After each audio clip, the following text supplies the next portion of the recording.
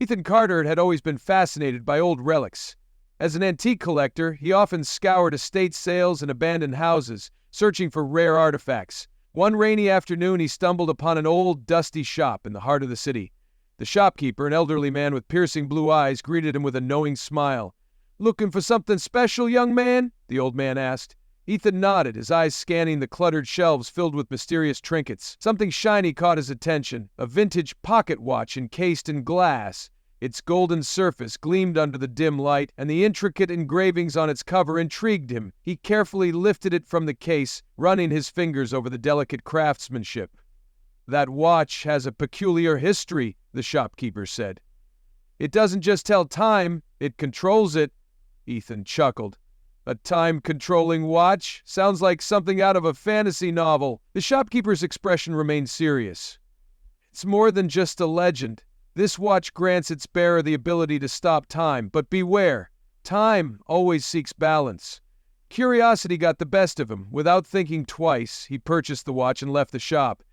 As he stepped outside, a chill ran down his spine. The moment he turned to look back, the shop was gone. The street was empty, as if the shop had never existed. That night, Ethan sat at his desk, examining the watch. It had no visible buttons, only an ornate dial. As he twisted the crown, the second hand froze. Everything around him became eerily silent. The ticking of the clock, the hum of the refrigerator, even the rustling of leaves outside his window ceased. He stood up, waved his hand before his eyes, and snapped his fingers.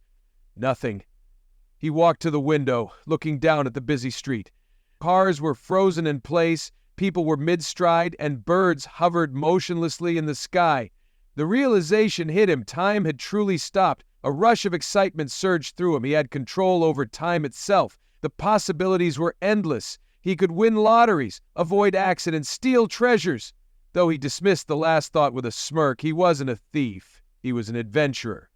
Over the next few weeks, Ethan experimented with the watch. He would pause time to ace job interviews, dodge traffic jams, and even sneak into exclusive art exhibitions. But with each use, an uneasy feeling settled in his chest. Something was off.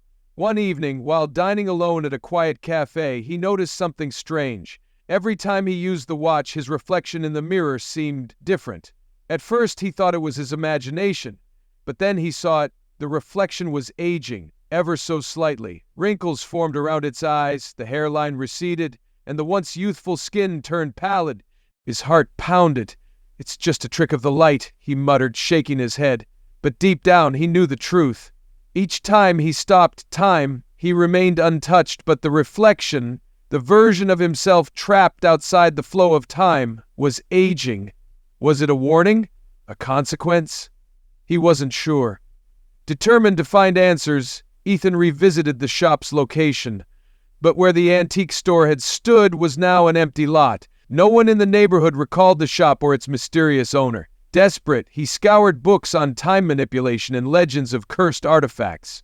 One obscure manuscript spoke of the Watch of the Forsaken, an ancient relic that granted its wielder dominion over time, but at a terrible cost. For every moment stolen, the bearer surrenders a piece of their future. When the balance is unsettled, time reclaims its due. A cold shiver ran down his spine. He had stolen too many moments, altering the balance of time itself. If he continued, he would age into oblivion while the world around him remained young. Ethan tried to resist using the watch, but temptation gnawed at him. One night, as he walked home, he heard a scream. A woman was being mugged in a dark alley. Instinctively, he turned the dial. Stopping time, he rushed to the scene, grabbing the mugger's knife and tossing it away. He carefully moved the woman aside, positioning her out of harm's way. Then, with a deep breath, he resumed time. The mugger stumbled in confusion, his weapon missing, and the woman ran away unharmed. Ethan smiled. Perhaps the watch could be used for good. But then he felt it. An unbearable pain seared through his body. He collapsed to the ground, clutching his chest. His hands trembled as he looked at them. They were aged, wrinkled, frail. He had lost years of his life in mere seconds. He barely made it home, staggering through his door. Staring into the mirror, he saw the full extent of the damage. His face was gaunt, his hair streaked with gray. The watch sat heavily in his pocket, a burden he could no longer bear. He knew what had to be done. With his remaining strength, Ethan returned to the empty lot where the shop once stood. He held the watch tightly, whispering, "I return what I have taken. Let the balance be restored." The air around him crackled. The world blurred, and suddenly he was back inside the antique shop. The old man stood before him, smiling knowingly. "Ready to let go?" the shopkeeper asked. Ethan nodded. "Take it back. I don't want it anymore." The old man extended his hand, and as soon as Ethan placed the watch in his palm, a warm sensation spread through him. He looked down at his hands. They were youthful again. He touched his face. The wrinkles were gone. "Consider this a second chance," the shopkeeper said. "But remember, time is not meant to be controlled. Live within its flow, not outside of it."